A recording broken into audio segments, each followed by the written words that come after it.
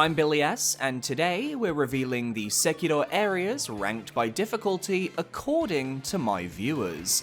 I asked my community to rank each area on a difficulty scale of 1 to 10, found the average, and bish bash bosh, Bob's your uncle. Thank you to everyone who participated, and stay tuned to my community tab as soon we'll be finishing this series off with the Elden Ring area difficulty community ranking. Without further ado, let's jump right in with... At number 12, we have the Dilapidated Temple, which scored a total difficulty average of 1.42 out of 10, with 66 votes for easiest area. And we only had 69 voters, so that's 95.7% of the voter base right there. I always include the hubs in these difficulty rankings because, for example, you can fight the final bosses of Bloodborne in The Hunter's Dream. You can get killed by the pigs in Majula in Dark Souls 2. The Dilapidated Temple, though, doesn't really have any dangers to call its own. You can train with Hanbei the Undying, but actually losing any of your sparring matches against him is tantamount to the utmost embarrassment. You can fall down the cliffside that leads to the Ashina outskirts, assuming you miss an input or just fail to use your grappling hook. That's really it. There's no danger here, and it remains one of the easiest areas in the series according to all of you, with Demon Souls The Nexus being the only place to rank lower at 1.18. But honestly, we all know the hubs don't really matter in this type of ranking, it's just here for posterity. Onwards and upwards. At number 11, we have the Ashina Reservoir, which scored a total difficulty average of 3 out of 10, we've got a whole number, with 43 votes for easiest area. The first time you come here, you're only dealing with a tutorial. The area isn't particularly large, and the path you take is fairly streamlined from objective to objective. The most dangerous enemy is the first mini-boss, and even then, he's got nothing on the enemies you fight after getting your prosthetic. The difficulty is raised a little on your return visit, when the area is now populated with tougher soldiers, as well as larger, hammer-wielding men who will do everything in their power to be in the wrong place at the wrong time. It's still the same small gameplay area, but now we have a 7 Spears mini-boss atop the hill, and in the well you can find one of the game's earliest lone shadow encounters. And late game, after Ashina Castle is brought under siege, you face a 7 Spears and his friend at the same time on the way to the secret passage. I imagine these mini-boss encounters weren't considered by the voters as they were all skippable, but I'm honestly quite gagged to find this area below the one I'm about to talk about next. Do you think mini-bosses should weigh heavily when talking about Sekiro's area difficulty? I personally do. Let me know in the comments below. At number 10, we have the Abandoned Dungeon, which scored a total difficulty average of 3.44 out of 10, with 39 votes for easiest area. This dungeon can be split into 2 segments, the pathway leading to Senpo Temple, which can be reached via Ashina Castle, and the pathway from the well in the reservoir, which leads to the Shichimen warrior encounter, as well as the giant hole that leads to Ashina Depths. On the main path, you'll be dealing with creepy bugs that like to jump at you, and zombie-like prisoners who are surprisingly good at sneaking up on you if you let them, but you shouldn't die here. In fact, you can run through this area with surprising speed, especially if you're not interested in the Dojin questline. The most danger you'll face is the waterway with a few regular soldiers posted within, which you can sneak up on and take out with relative ease. The Shichimen warrior is the deadliest encounter here, but can be entirely missed if you're taking the main path through the dungeon, as the passage that leads into his arena is easy to miss.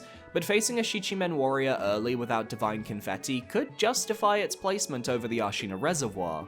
Alternatively, given it was only ranked in the 3 to 4 out of 10 range, people might just think this whole place is super easy, and thus the Abandoned Dungeon ranks really low down. That, and people also think it's the worst area in the game, with 53 votes nominating it as the worst in Sekiro. I feel so vindicated right now, thank you very much, chat. At number 9, we have the Ashina Outskirts, which scored a total difficulty average of 4.63 out of 10, with 23 votes for easiest area and 5 votes for hardest area.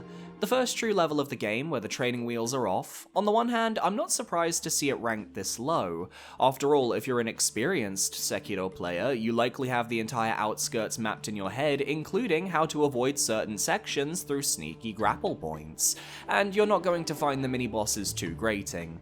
But for new players, I truly think the outskirts can be quite the challenge. You've got two generals that you have to face, one which acts as a proper skill check for the start of the game, the other which acts as a tutorial for stealth and killing the enemies around him before taking him on.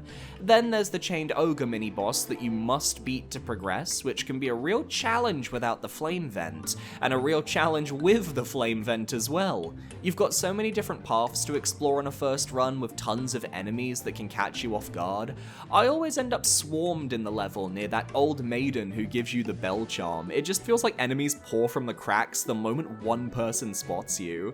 The outskirts also has an optional headless encounter, a stealth segment featuring a giant snake, culminating in a battle against Gyobu.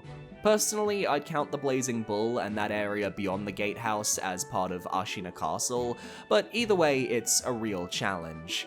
Easy enough that you can eventually get through with hard work and strategy, but tough enough that you can't just spam your way past enemies with wild abandon. I'd personally rank it a couple placements higher myself, but I think we're in the right ballpark in terms of difficulty.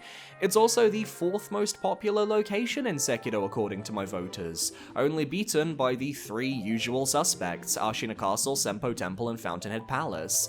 So I know my voters see the quality on display just as much as I do. At number 8, we have Mibu Village, which scored a total difficulty average of 4.85 out of 10, with 20 votes for easiest area and 2 votes for hardest area. Mibu Village is a mid to late game area, but doesn't always feel that way in practice. Most of the enemies can be sprinted past with just a little bit of patience, and the actual route through the village is straightforward. You can even skip the fight with Orin by swimming up the river and using your grapple on the bridge behind her, though this does make your life more difficult on the way to the corrupted monk.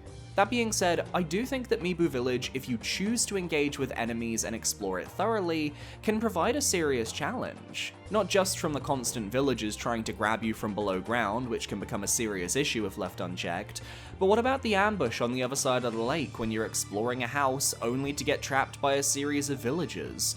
There are farming fields with nightjar ninja apparitions ready to throw down with ranged projectiles if you're not careful. My partner nearly got gunned down by them on his playthrough. And even at the start of the village, there's a hidden lone shadow with the poison gimmick, just to make you panic. I'm not saying Mibu Village is overly difficult, but if you give the area your time, you'll find things are trickier than you first expect, and that is what ranks it above the Ashina outskirts for my viewers. At number 7, we have the Sunken Valley Passage, which scored a total difficulty average of 5.64 out of 10, with 4 votes for easiest area and 10 votes for hardest area. This entry encompasses everything from the Snake Ambush Bridge to the Guardian Ape. That means we have to deal with a giant snake who can 1 or 2 shot you with the right timing. You've got piranhas trying to eat your ankles while you swim through the water, which is just the cherry on top of this situation. Then you get out and you're forced into Monkey Town, and some of the monkeys know how to use swords, like, really well. They're very reminiscent of the demi-human swordmasters from Elden Ring, except here they always fuck me up because I tend to skip past the monkeys when I play, so when I actually have to fight them, I'm just not ready. And I think the difficulty truly amps up when we reach that monkey huddle in the center of the valley, because the poor frame rate on those monkeys decides to nosedive off of a cliff, and that could be seen as difficult. You've got a really tough boss fight at the end of this grapple-centric area in the Guardian Ape, who can provide a real roadblock for players who aren't used to his mechanics. And if you go downwards, you'll reach a poison swamp with more sword-wielding monkeys, and much worse, the Snake Cavern, where creatures will attempt to lunge at you from the walls. And if you can't puppeteer Jutsu, the enemy at the end, you'll have just completely wasted your time. While I can't say I die much in the Sunken Valley Passage, I can't deny that there are a lot of dangerous enemies and the environment is very perilous to navigate, which makes for a fair mid-game difficulty curve. It's easier than the first part of the Sunken Valley. Oh, and speaking of... At number 6, we have the Sunken Valley Gunfort, which scored a total difficulty average of 5.92 out of 10, with 2 votes for easiest area and 12 votes for hardest area. The introduction to the Sunken Valley is so much fun because the area builds up the tension as you explore. The first half is about navigating through tight crags and just barely finding passages that lead you further into the maze. You'll be grappling up cliffs, then dropping down to hang off ledges, stealth killing simple enemies, and eventually cutting it up in a field of grass with a small group of bandits before reaching the next idol.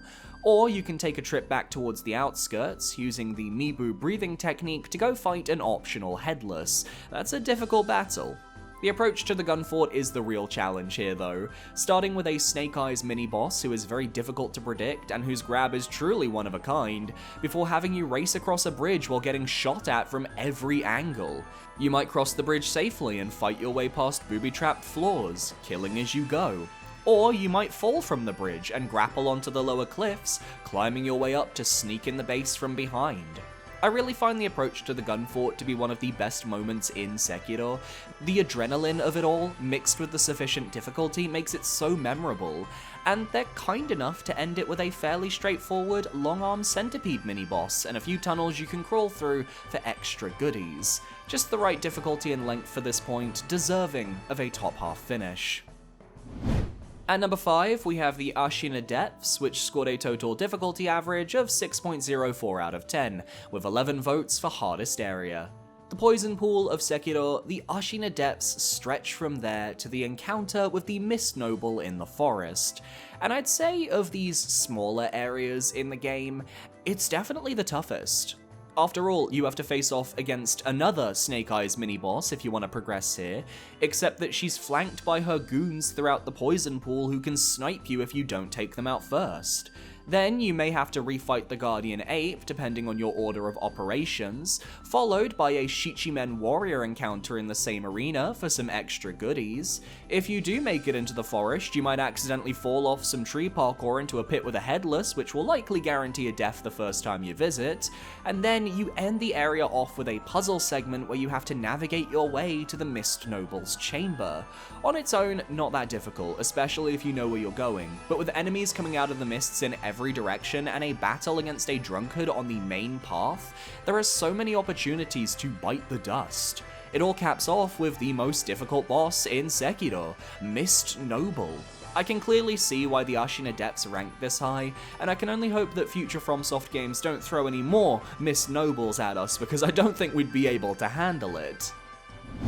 At number 4, we have Senpo Temple, Mount Kongo, which scored a total difficulty average of 6.18 out of 10, with 25 votes for hardest area.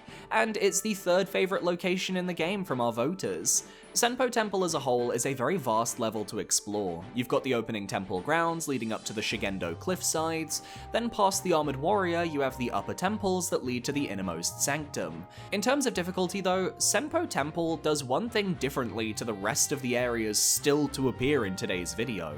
It mostly features you exploring the outdoors. Every segment you go through is vast, open, and expansive, allowing you a lot of wiggle room when it comes to outrunning the various monks or even the more dangerous Naginata variants. It's not up until the final trek to the folding screen monkey idol that the difficulty truly ramps up, so it's no surprise that the hardest parts of Senpo Temple are those where you haven't got many paths to take. Climbing up the cliffs to the Armored Warrior and getting ambushed by Senpo assassins, or dealing with the multiple Naginata monks right before finishing the level, those are the true choke points.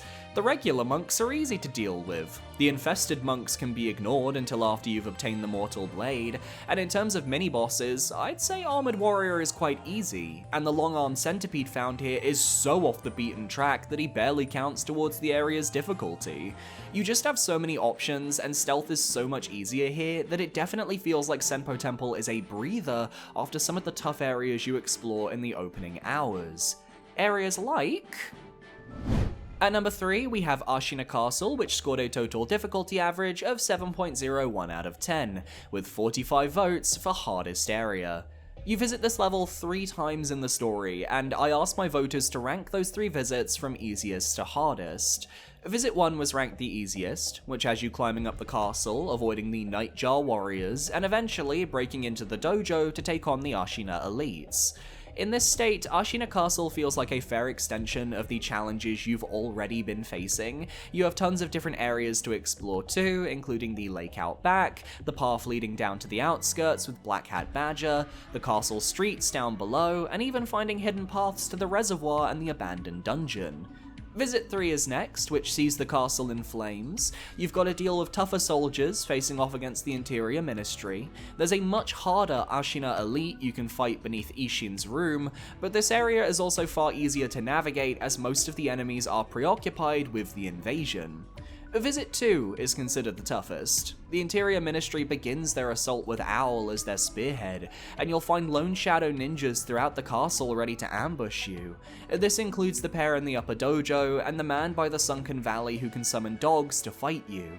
You also have to re-unlock all your sculptor's idols as they've all been disabled, leading to you swimming through the castle moat to even break back in. It's all very intense.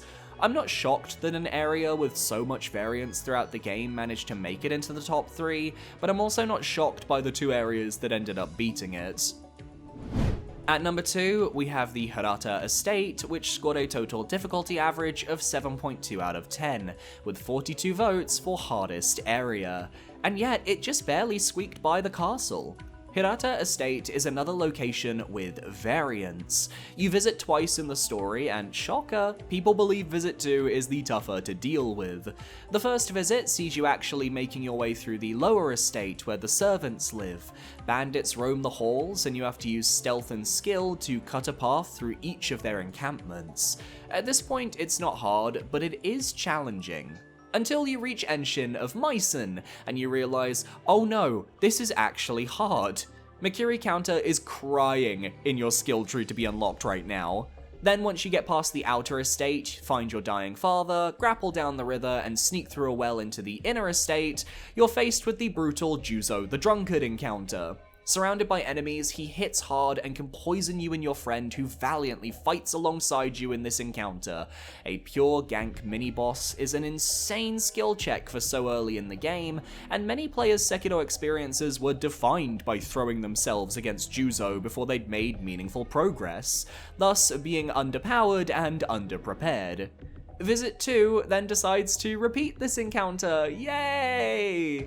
Except you have to run past a ton of lone shadow ninjas before getting to him, and he also has another lone shadow accompanying him, creating the most obnoxious fight you've ever dealt with in your life. Cheese be damned, these 2 are the main reason why I dread going to Owlfather. And if you take Lady Butterfly and Owlfather into the mix as part of the Hirata Estate difficulty, that only further explains why this was able to land at number 2. Hell, I'd even argue it could deserve the number 1 spot. But that went to... At number 1, we have the Fountainhead Palace, which scored a total difficulty average of 7.59 out of 10, and was just 2 votes behind Ashina Castle for favourite area in the game according to my voters. Fountainhead Palace is the only level in the top 3 to not feature any variance. Because you only reach this area in the endgame, the difficulty is ramped up to accommodate, and your single journey through this level reflects that. It starts out relatively tame. You've got some Okami warriors who perch along the rooftops, while down below you have nobles that have the ability to suck out your vitality. I really like these opening encounters. Between them and the Palace Hounds harassing you when you dip to ground level, you really have to adapt your playstyle to survive here. The stealth segment midway through is admittedly a bit of a chore. You're placed in an enclosed building with the vitality-sucking nobles, and you have to kill them off and get through without being seen. It can be easier said than done, and requires you to make some risky plays every now and then to get through unscathed. If only we could swim through the lake, but Okami leader Shizu ensures with her ranged projectiles that nobody swims to the palace. The toughest part of the level for many, though, is the lead up to Shizu, where you have to grapple across the various palace walkways, avoiding the Okami warriors that try to stop your approach. Those steel balls they lob are scarily accurate and extremely damaging. It's very Gyro from JoJo Part 7 energy. You can't really stealth this segment, you just need to get your kills, get in, and get out. Or just try rushing for the Sculptor's Idol by Shizu, which also has a decent success rate. Do this, and then you have the Shichimen warrior in the river below, the headless deep within the lake, and the giant carp for that horrifying stealth segment realness, leading up to the final climb to the Divine Dragon, where, again, the last few Okami warriors tried to stop you, even evoking lightning attacks to try and strike you down. And I didn't even get the chance to mention the giant Sakura Bull. Fountainhead Palace, as voted for by my community, is considered the toughest level in Sekiro, and for an endgame area to be awarded that honor, it shows the difficulty curve was done correctly here. Yet a 7.59 is still pretty tame when compared to some of the other games in the series. The Ringed City from Dark Souls 3 scored a 9.25, the Frigid Outskirts from Dark Souls 2 scored a 9.39, the Fishing Hamlet from Bloodborne scored a 9.04. What I'm trying to say is that Sekiro's areas are, for better or for worse, considered much easier than the other games in the series, but have a higher initial skill ceiling that leaves all of their rankings very middling by the end. It's fascinating stuff. And that's the list. Do you agree with my community's thoughts? Let me know down below, and be sure to parry that subscribe button so you can stay up to date on all my future videos.